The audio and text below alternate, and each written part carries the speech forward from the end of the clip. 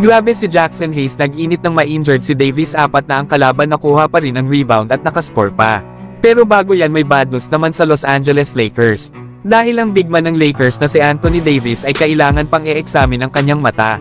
Ayon kasi sa report ng ESPN na si Dave McMenamin, ay namamaga nga daw ang mata ni Anthony Davis resulta ng pagkakasundot ng mata nito sa big man ng Toronto Raptors na si Jakob Poeltl. Nahihirapan nga daw si Anthony Davis na buksan ang kanyang kaliwang mata.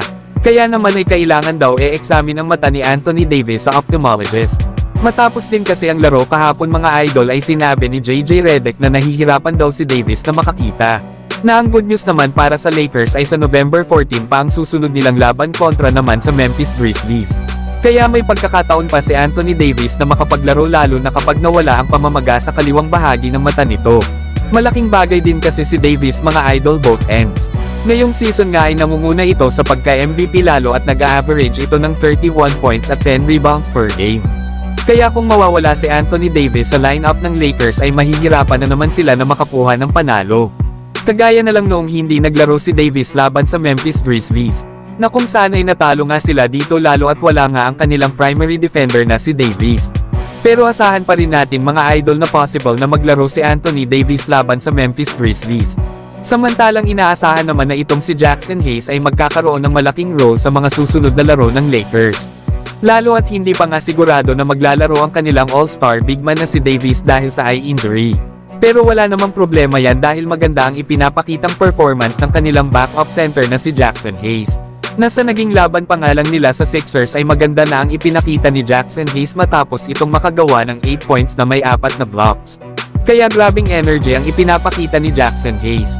Lalo na noong na-injured si Davis kahapon laban sa Toronto Raptors, ay nag-step up talaga itong si Jackson Hayes. Paano ba naman ay gumawa lang naman ito ng 12.6 rebounds at 1 block sa loob ng 21 minutes of playing time. Naayon pa nga kay Jackson Hayes, ay sinusubukan daw talaga nito na humanap ng opening at gumawa ng screen para mag-roll sa basket. Tinitingnan nga din daw ni Jackson Hayes ang mga spot kung saan ito mabilis na makakababa sa floor. Lalo at alam daw nito ang kanyang pagiging athletic at bilis na makakatulong sa kanya kumpara daw sa ibang mga big man. Kaya alam daw ni Jackson Hayes na kailangan daw nito na talunin ang ibang mga sentro sa pamamagitan ng paggamit niya ng kanyang bilis. Lalo na daw kahapon sa naging laban nila sa Toronto Raptors nang makita niya na na-injured si Anthony Davis, ay naging handa na daw ito para dito. At ito nga ang iba sa mga naging highlights ni Jackson Hayes matapos na ma-injured si Davis. Sa play naman na ito ay walang nagawa ang 4 na players ng Toronto Raptors kay Jackson Hayes nang makuha nito ang offensive rebound mula sa sablay na 3-point shots ni D'Lo. Kaya naman ay isang easy slam dunk na nga ang ginawa dito ni Jackson Hayes.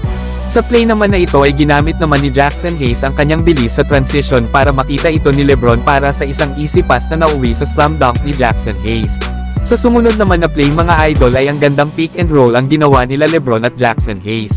Kaya hindi rin talaga masyado naramdaman ng Lakers ang pagkawala ni Anthony Davis dahil na rin sa ganda ng ipinakitang performance ni Jackson Hayes laban sa Raptors. Pero syempre mga idol ay iba rin talaga kung healthy itong si Davis, considering na marami sa kanilang mga kalaban ay merong mas malalaking sentro. At dito na nga kailangan ng defensive presence ng isang Anthony Davis na wala kay Jackson Hayes dahil sa body frame nito. Madali na lang kasi itong matutulak kapag naka one-on-one niya na ang katulad nila Nikola Jokic sa ilalim ng basket. Pero overall ay maganda naman ang ipinakitang performance ni Jackson Hayes habang wala si Anthony Davis.